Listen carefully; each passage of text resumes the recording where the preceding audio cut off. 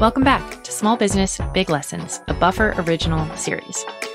My name is Haley. I work at Buffer, and I have been loving being your host for this series. So far, we are bringing you business stories like you've never heard before. It has been so fun to learn from all of these small business owners and entrepreneurs, and we're breaking down their stories to show you their success, show you how they're doing good, and what we can learn from it all.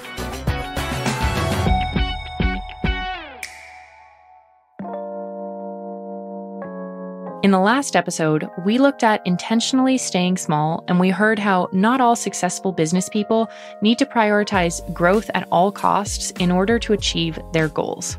In this episode, we'll be talking more directly about growth and how awesome small businesses who are staying true to themselves are thinking about growth. So how do you protect the identity you've worked so hard to establish while you grow? And how can you bring in new customers while still giving your existing customers the experience they've come to expect? How do you know when to say yes to opportunities for growth and no to the things that will lead you from your path? In this episode, we bring you success stories of businesses that got better alongside getting bigger, entrepreneurs who scaled without compromise, and we offer practical advice to those thinking about how to retain their identity while building their future. So how do you even start to think about growth? What are the questions you need to ask of yourself and your business in order to ensure you're growing in a meaningful, sustainable way? Here's Holly with some tips. I think it's just important to really understand what your vision is and not to value your vision based on how big or small that you are, and just really staying true to the experience that you want to have as you're operating the business. So a question that I ask people is, how do you want to be spending your time on a day-to-day basis so that they can really imagine themselves in that moment? What are those interactions like? What are they doing with their time? The reason we start a business, oftentimes a lot of people will say for money, but also people say for freedom. And what they mean is the freedom to work in the way that they want to work. Here's what Hugh from Painter had to say on the subject. When it comes to growth, the stereotypical way to measure a business is by its revenue or the number of employees. We might look at it and just go, okay, is it possible to measure our reputation or impact? How interesting we are as a brand? Can we just stop for a minute and stop measuring the traditional metrics and think of other ways to grow a brand? Becky and Hugh have thought a lot about the areas in which they want to grow. By zooming out and looking at what they want to achieve with Painter over the long term, they've identified the most important areas of the business to develop in order to better serve their goals. We want to make sure that we make a small dent in our industry. We'll like be the thorn in the industry side. To make an impact, we need to be around for a long time. That doesn't necessarily mean that we have to be a big company or grow a lot. That means we do have to grow our reputation. I think also we talk about growth in terms of our products getting better and better. Ultimately, we want to make jackets that are really timeless, so you don't have to replace them year on year. Our jackets should be of incredible quality that you're super happy with this year and also in 10 years' time. And so with every batch we make, we get feedback from our customers, and we're constantly thinking about what we can improve on the next time we make it. I think also growth of customer experience is something that we think about a lot and how to make that better. When we sell a jacket, you have to wait 6 to 8 weeks for it to actually arrive on your doorstep, because at that point we've made the fabric, which is a 12-week process. So the fabric is ready and waiting in the factory already. But then the clock starts ticking once the order is in and the fabric is cut, the sewing begins. You get to see everything from fabric being cut to the preparations to the jacket being actually sewn together and manufactured, and sometimes even the dyeing as well if it's a garment dyed jacket. And it's amazing to be able to show customers the process and like who's making it and in where and in what conditions and why it takes so long. And they get really excited because you build quite an emotional connection with that product like way before it arrives with you. And when we started, those updates were like really quite, they were quite basic to begin with. They were really kind of MVPs, if you like, if you're going to talk in a business sense. It was often pictures from Sergio in our factory on his phone, and we would send those by email, and then we'd be explaining how that happens in a video that was quite embarrassing. By finding ways to enhance their customers' experience and create a connection to their jacket before they've even received it, Painter has found a way to guarantee the longevity of their products, which serves their wider aims around making the fashion industry more sustainable. We have a friend, Vitor, who's local to the factory. He's a fantastic videographer, and he'll head up on his motorbike and he'll take videos of exactly what's happening week on week. And so you're really seeing that product developing over the time. And so it's things like that, because we want to bring meaning back to clothing, and we want people to invest in what they're buying from us and get excited, because that means they'll take care of it. We have way more talks about how do we offer a better experience and a much better product than we do about growth. The ways in which Painter want to grow are in fact at odds with some traditional ideas of growth, such as producing more products. If we want to think about growing our experience and making the experience better, then we have to be firm on staying small and what that actually means to us. So if we produce only 4 things a year, that constraint is a huge opportunity, because that means that we can take people into the factory and show them jackets being made. If we were creating collections with 40 pieces, which would be a tiny collection as far as our industry is concerned, it's normally hundreds or maybe thousands, there's no chance we could take people into the factory and show you every single piece being made across so many supply chains. It would be a logistical nightmare. So think about what you have and the constraints that you have in your business, and then what that actually means, because it often means that you can do things in a way that no one else would. And I think if you're a business person thinking about, okay, how big do I want the business to be? It's like, okay, step back for a minute. What kind of life do you want? For us too, we enjoy being on the front lines, like basically being the Swiss Army knife co-founders of like, okay, we're designing 1 minute, we're planning a photo shoot 1 minute, we're doing accounts the next minute.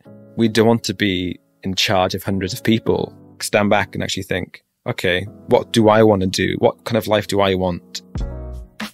So as we've seen with Painter, there are many ways in which you might want to grow your business, and maybe those aren't the ways in which we typically think about business growth. The most important thing is identifying the areas where you can grow your business that get you truly excited and which serve your long-term goals.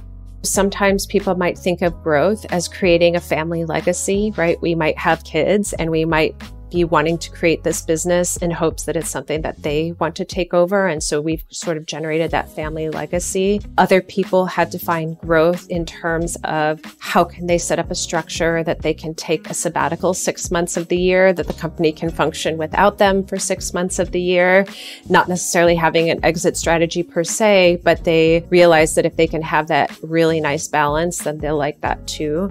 Other people do think of growth as, scaling to some sort of acquisition. And then other people think of growth as in a way to set up a structure that eventually can be taken over by employees. So an employee ownership model. Zingerman's have followed a fairly unique growth model that has allowed them to expand their reach, increase their customer base, and grow revenues. But all the while, they've stuck to their vision, making sure each branch of their community of businesses is a unique and distinctive establishment. Zingerman's community of businesses has certainly grown in a model that, at least in our minds, we made up. It's certainly not the typical growth model. So the typical growth models are you open multiple units. So we would have opened more Zingerman's Delis, first probably in Detroit, then Chicago, then we'd go to LA and New York because they're big markets. Then somebody would call from Europe because it's a really cool business and we'd put one there. So that's one model of growth. Another model is franchise. So we would have said, oh, Zingerman's Deli, awesome. We're going to open these franchises all over the country. It's going to be like the Starbucks of corned beef. We're going to have thousands of units everywhere. We'll slim down the menu. We'll make it much easier. And then we'll find franchisees and we'll license the name. Okay, then another one. Let's go public. We're going to do an IPO so we get a big cash event. And again, those aren't necessarily bad. I mean, you could tell, I'm sure, through my intonation, they're not for me, and I'm not trying to be judgmental of those who pursue them. So we struggled in around the question of growth. When we opened the deli in 1982, my partner, Paul Saginaw, and I, we didn't write a vision out. We didn't know anything about visioning, just like most humans. But like anybody who creates something meaningful, whether it's a film or a poem or whatever, they have imagined a future, and that, in essence, is their vision. So in hindsight, I know that we had one in our heads, even though we didn't call it that. And essentially, it would have said from the beginning, we want something unique and really special.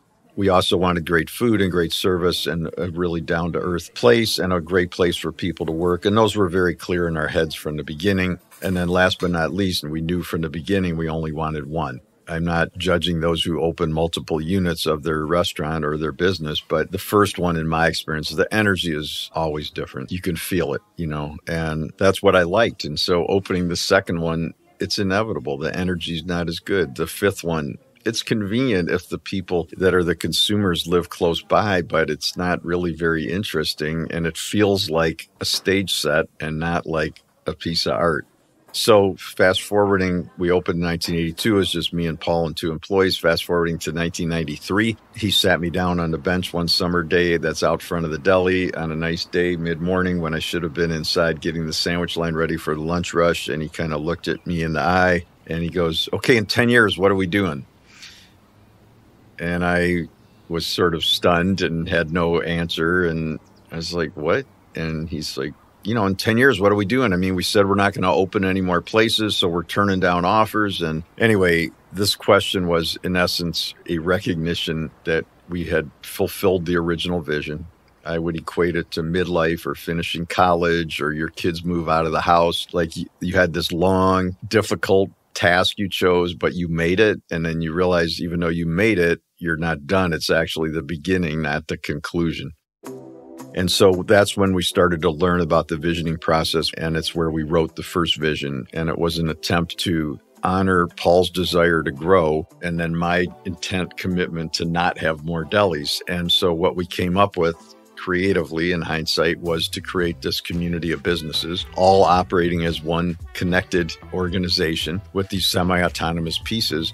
And that each business, the way we imagined it and wrote it in the vision, would have a managing partner or partners in it. So there was an owner on site who was really passionate about the product and or service that business did, and that we would operate as one synergistic organization. That model, that philosophy, that framework still underlies everything that we do. Following this model for growth, Zingerman's family of businesses now includes the Original Deli, a Roadhouse Diner, a creamery, a bakery, and many more companies, including a business management consultancy. Kelly, at Destination Unknown Restaurants, also thinks a lot about how to make each of their offerings distinctive and unique.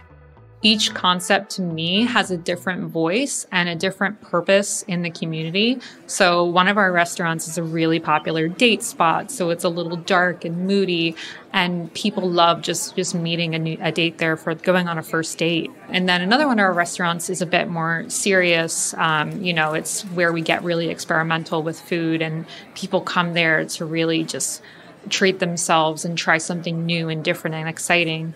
And then we have casual concepts as well, which are great if you're just, you're with the family, you just want to grab a quick bite. So that comes through in the personality, the mood, a lot of our identity on Instagram. And when we're sending out newsletters, we're really crafting the unique identity of each of these concepts. Z's ideas for growth at Rise Up Bakery revolve around his commitment to the people who work for him and to the quality of his amazing bread. We've quadrupled in size in this last year, and I think we barely scratched the surface of what's possible.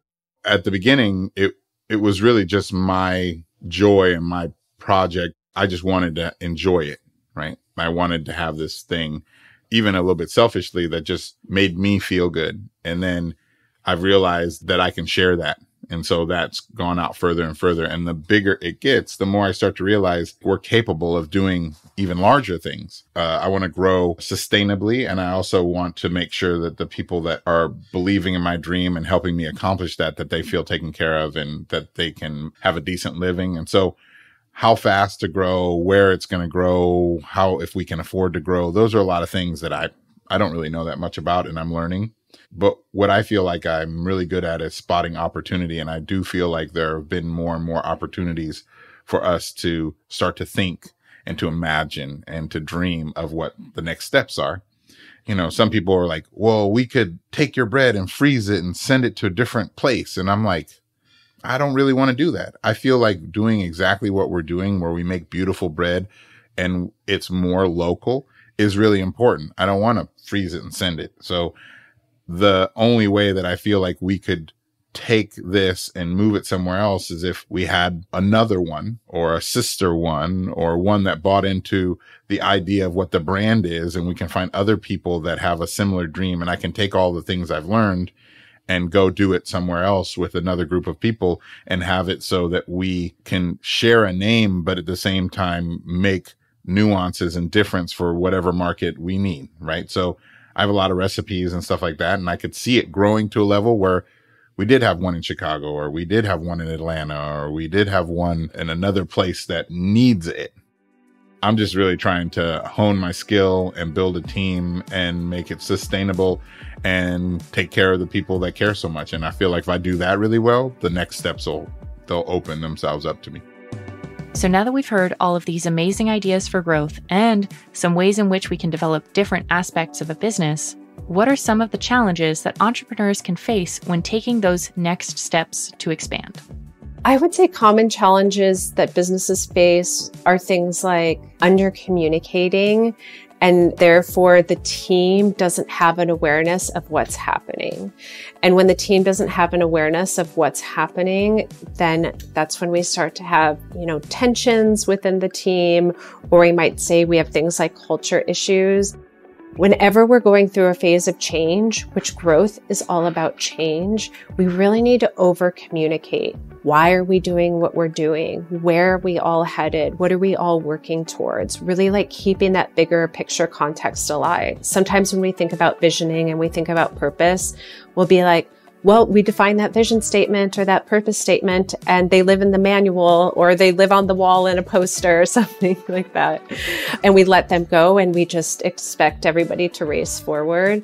But they should be really living and breathing documents that continually weave into our conversations. Maybe we're checking on our goals or our KPIs or something like that. We want to talk about why these things are important. We want to keep that context alive. And so I think common challenges that people have comes down to under-communicating around those things.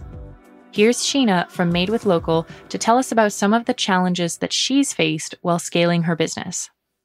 It's been really challenging at times because we've been outpacing our demand and production capacity consistently, right? Once a year, we come into a capacity crunch and we solve for it and we are able to, make more bars and meet more demand and then immediately hit another ceiling. So this is a chronic issue at Made with Local, if I'm being perfectly honest, and it has slowed our growth because we've been doing things differently, absolutely, and proving that we can grow this model, but we've been pulled out in the market faster than what we've been able to grow at. So that has been tricky. And there's been some flops too, right? There was one social enterprise bakery that we attempted to scale into in 2019 and it didn't go well and we lost a lot of money. And I mean, the relationship was positive and there was no, bridges burned or anything like that. It was a really positive relationship, but just from a manufacturing output perspective, we just couldn't get over the line. And that was really hard. And I had also just had a second baby at the time.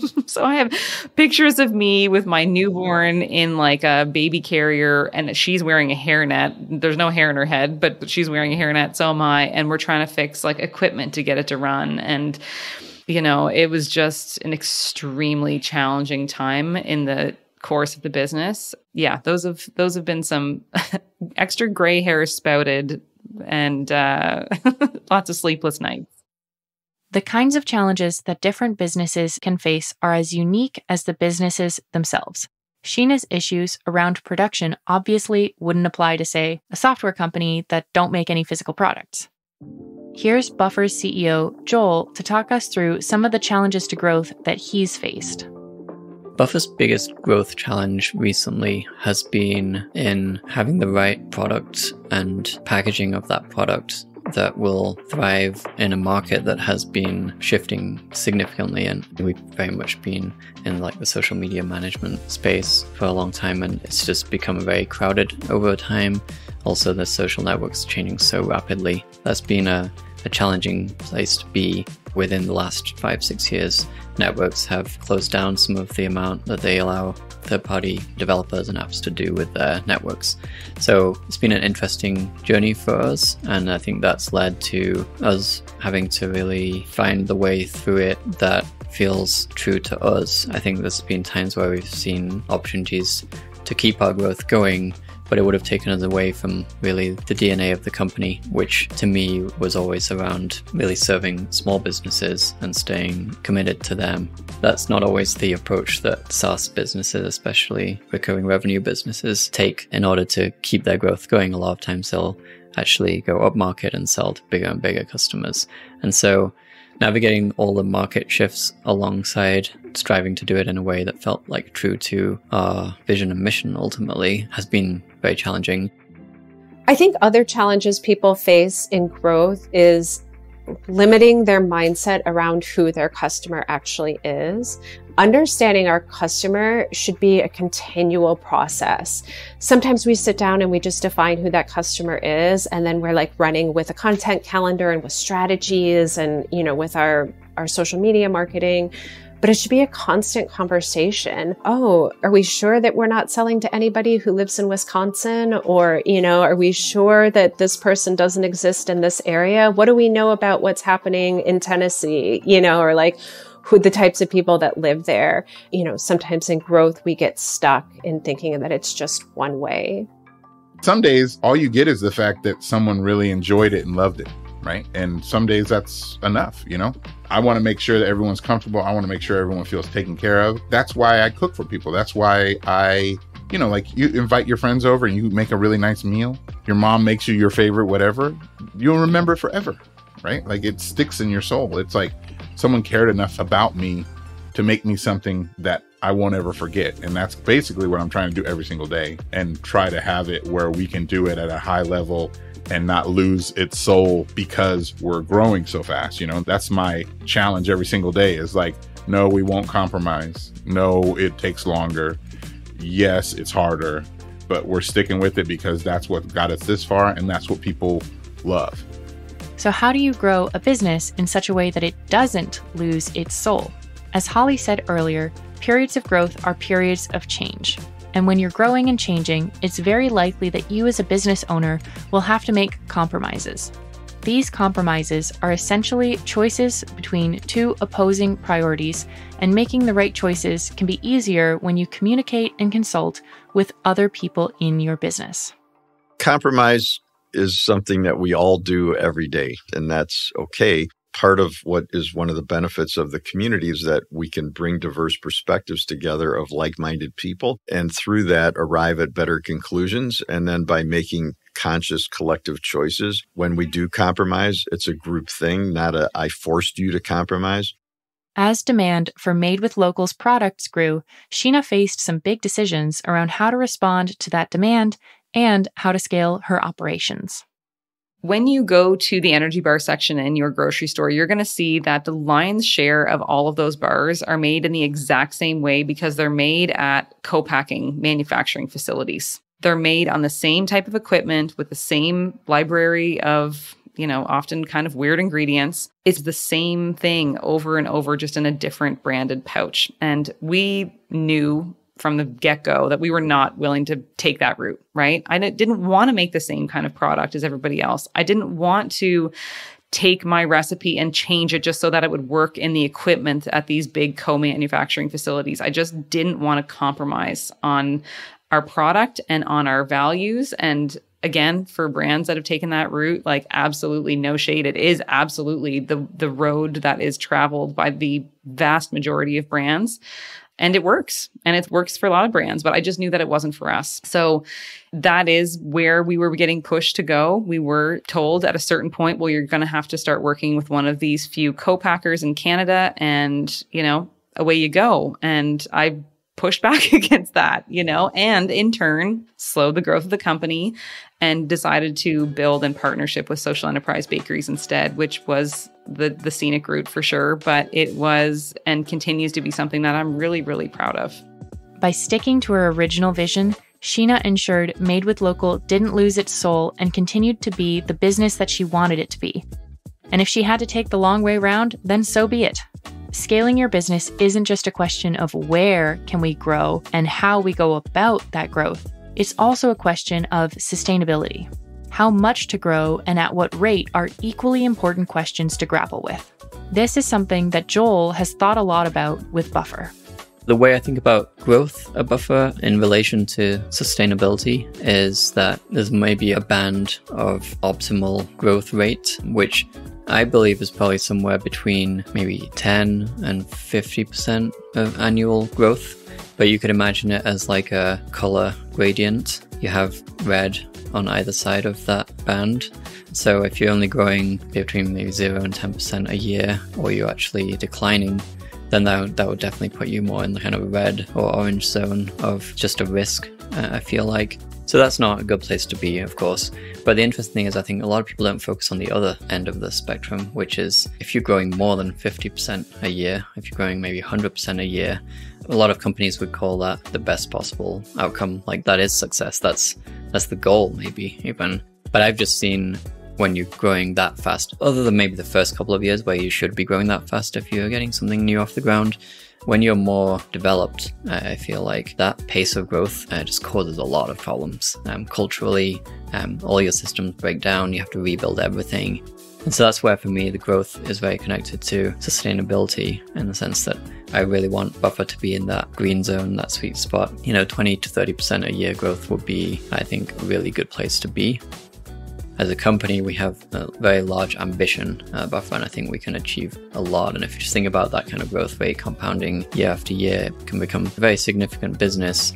But that's also the growth rate that allows us to be very intentional, allows us to continue experimenting within our culture and the working environment. I think anything more than that, once you get to, 70, 80, 90, 100% year-over-year growth, you're really going to have to start drawing on playbooks and okay, this is the playbook for this is the playbook for this.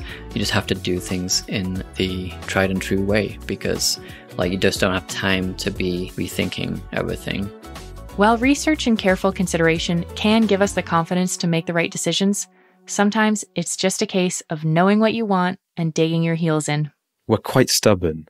We'll pay more for quality fabrics. We'll pay more for better manufacturing. We'll wait longer if we have to wait longer to get a product right. And we wanted to bring it out in February. We'll wait till July if it means getting the product right. That's okay, because in the grand scheme of things, if it's going to last you 10 years at least, then we've got to make sure that that product is ready by the time we launch it. So we'd much rather wait.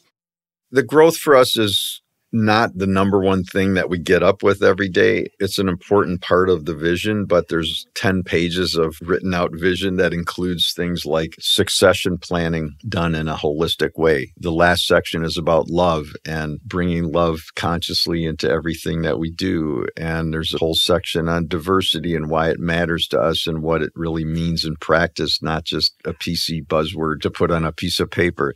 There's a whole section about the quality of service that we give. So certainly growth is embedded in that, but it's not like our vision is grow 40% a year for the next 14 years. What's most important is mindful growth, intentional growth, purposeful growth. And again, if people's only reason to grow is to make more money, at least be clear that that's why you're growing. For us, growth is a lot about providing opportunity for people in the organization. We want to open more businesses so that people can be the partners in those, and it's really about their dreams. So that's really what drives our growth. Growth isn't just business growth in dollars of sales. It's also growth in learning and philosophy and being more loving and more caring and kinder and doing better at dignity and better at creating a more diverse, healthier ecosystem of an organization, contributing more to the community. Those are all also parts of growth, and the money one is only one piece of it.